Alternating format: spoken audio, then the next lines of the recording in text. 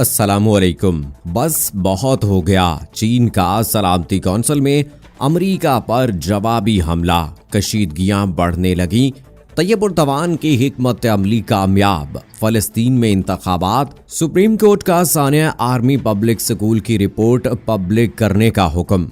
मजीद तफसील में जाने से पहले आपको बताते चलें कि आप देख रहे हैं मारखोर चैनल। अगर आपने अभी तक हमारा चैनल सब्सक्राइब नहीं किया है तो अभी सब्सक्राइब करें, साथ में बेल आइकॉन को जरूर प्रेस करें ताकि लेटेस्ट अपलोड होने वाली हमारी वीडियोस का नोटिफिकेशन आपको बर वक्त मिलता रहे। वीडियो को लाइक करें, शेयर करें, कमेंट बॉक्स में अपनी राय का इजहार जरूर करें। दोस्तों, सबसे पहले आज की सबसे अहम खबर पर बात करते हैं कि सुप्रीम कोर्ट ने सानिया आर्मी पब्लिक स्कूल की रिपोर्ट पब्लिक करने का हुक्म दे दिया है। अदालत ने जिम्मेदारों के खिलाफ सख्त कार्रवाई की भी हिदायत कर दी है। सुप्रीम कोर्ट में सानिया आर्मी पब्लिक स्कूल पेशावर अज खुद नोटिस पर समाअत हुई। आर्मी पब्लिक स्कूल के शोहदा के वालिदैन अदालत में पेश हुए और कहा, सुप्रीम कोर्ट ऊपर वालों को पकड़े, नीचे सब ठीक हो जाएगा। हम चाहते हैं किसी और के बच्चों के साथ ऐसा ना हो। मंसूबाबंदी के साथ बच्चों को एक ही हाल में जमा किया गया। ये वाकया दहशतगर्दी नहीं बल्कि टारगेट किलिंग का था। साबिक चीफ जस्टिस मियां साकिब निसार की जानिब से शोहदा के वालिदैन की दरखास्त साल 2018 में कमीशन कायम किया गया था। कमीशन की सरबराही पेशावर हाई कोर्ट के जज जस्टिस मोहम्मद इब्राहिम खान कर रहे थे। 16 दिसंबर 2014 को पेशावर आर्मी पब्लिक स्कूल में दहशतगर्दों ने खून की होली खेली थी। दहशतगर्दों ने स्कूल पर हमला किया और इल्म के परवानों के बेगुनाह लहू से वहशतो बर्बरियत की नई तारीख रकम की थी। आर्मी पब्लिक स्कूल में होने वाले दर्दनाक सानहे और दहशतगर्दी के सफाक हमले में 147 अफराद शहीद हो गए थे, जिनमें ज्यादा तादाद मासूम बच्चों की थी। पेशावर में आर्मी पब्लिक स्कूल पर तालिबान के हमले के बाद पाकिस्तान में सजाए मौत के कैदियों की सजा पर अमल दरामद पर 7 साल से आयद गैर एलानिया पाबंदी खत्म कर दी गई थी, जिसके बाद आर्मी पब्लिक स्कूल हमले में मुलव्विस कुछ मुजरिमान की सजाए मौत पर अमल दरामद किया जा चुका है। APS पेशावर पर हमले में मुलव्विस 4 दहशतगर्दों को 2 दिसंबर 2015 को तख्ता-ए-दार पर लटकाया गया। आर्मी पब्लिक स्कूल पेशावर हमले के 4 दहशतगर्दों को कोहाट जेल में फांसी दी गई। दहशतगर्दों में अब्दुल सलाम, हजरत अली, मुजीबुर रहमान और सबील उर्फ याहिया शामिल थे।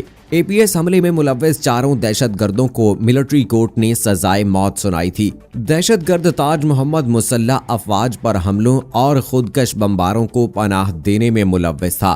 दहशतगर्द ताज मोहम्मद कलअदम तहरीक तालिबान पाकिस्तान का सरगर्म रुकन था। दहशतगर्द Taj Mohammad army public school Peshawar पर हमले में इस्तेमाल हुआ। अदालत ने इंक्वायरी कमीशन और वफाकी हुकूमत की रिपोर्ट पब्लिक करने का हुक्म दे दिया।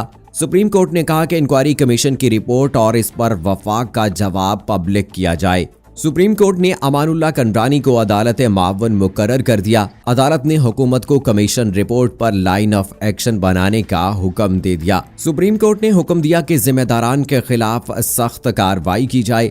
सानिया APS केस की समाअत सुप्रीम कोर्ट के 3 रुकनी बेंच ने की। दौरान समाअत चीफ जस्टिस गुलजार अहमद ने रिमार्क्स देते हुए कहा कि मुल्क का अलमिया रहा है कि हर बड़े सानहे का जिम्मेदार छोटे अमले को ठहराकर फारिग कर दिया जाता है। मुल्क में बड़े लोगों के खिलाफ कार्रवाई नहीं की जाती। जब आवाम महफूज नहीं तो इतना बड़ा मुल्क और निजाम क्यों चला रहे हैं। नाजरीन, साथ साथ आपको ये भी बताते चलें कि 2 रोज पहले अमरीकी सदर डोनाल्ड ट्रंप ने अक़वाम मुत्तहिदा की जनरल असम्बली से खिताब करते हुए कहा था कि दुनिया को कोरोना वायरस की वबा के लिए चीन को जिम्मेदार ठहराते हुए उसका एहतसाब करना चाहिए। अमरीकी सदर डोनाल्ड ट्रंप ने जुमेरात को एक बार फिर हिंदुस्तान और चीन के माबैन सरहदी तनाज़े को हल करने में मदद की पेशकश की है। चीन का सलामती कौंसिल में अमेरिका पर जवाबी हमला, कशीदगियां बढ़ने लगीं। इत्तलात के मुताबिक चीन ने कोरोना वायरस पर तनकीद के जवाब में अक़वाम मुत्तहिदा के आला सतह के इजलास में अमेरिका पर शदीद तनकीद करते हुए कहा है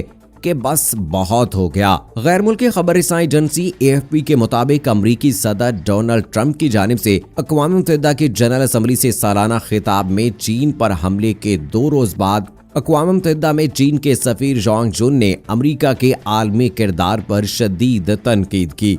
सलामती कौंसिल के आलमी गवर्नेंस के हवाले से इजलास से खिताब में उन्होंने कहा कि मैं ये कहूंगा कि बस बहुत हो गया, आप दुनिया के लिए पहले ही बहुत मसाइल पैदा कर चुके हैं। जांग जुन ने सवाल किया कि अमेरिका में कोरोना के तकरीबन 70 लाख मुसद्दका केसेस और 2 लाख से जायद अमवात सामने आ चुकी हैं।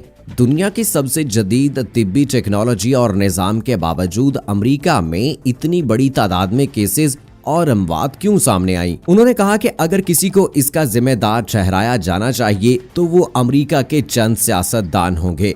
चीन के लिए अमेरिकी रहनुमाओं के जुमले को दोहराते हुए उनका कहना था कि अमेरिका को ये समझना चाहिए कि बड़ी ताकत को बड़ी ताकत की तरह बर्ताव भी करना चाहिए। चीन के सफीर ने कहा, अमेरिका मुकम्मल तौर पर तन्हा हो चुका है और ये उसके लिए जागने का वक्त है। उनके इस बयान की उनकी रूसी सफीर ने भी जज्बाती अंदाज में हमायत की। नाइजीरिया के सदर इसोवो महमूदो की सदारत में होने वाले इजलास में अक़वाम मुत्तहिदा के लिए अमेरिकी सफीर कैली क्राफ्ट ने इजलास के लहजे पर बरहमी का इजहार किया। कैली क्राफ्ट ने कहा कि आप सबको शर्म आनी चाहिए, मैं हैरान हूँ और मुझे आज के इजलास के मवाद से नफरत है। उन्होंने कहा कि मुझे दरअसल इस कौंसिल के लिए शर्म आ रही है जिसके अरकान ने इस मौके को अहम मसाइल की बजाय सियासी दुश्मनी पर तवज्जो देने के लिए इस्तेमाल किया। दूसरी जानिब ट्रंप की हिंदुस्तान चीन सरहदी तनाज़े को हल करने में मदद की फिर पेशकश कर दी है। सदर ट्रंप ने व्हाइट हाउस में सहाफियों से गुफ्तगू करते हुए कहा, मेरे इल्म में है कि चीन और हिंदुस्तान को अब मुश्किलात का सामना करना पड़ रहा है।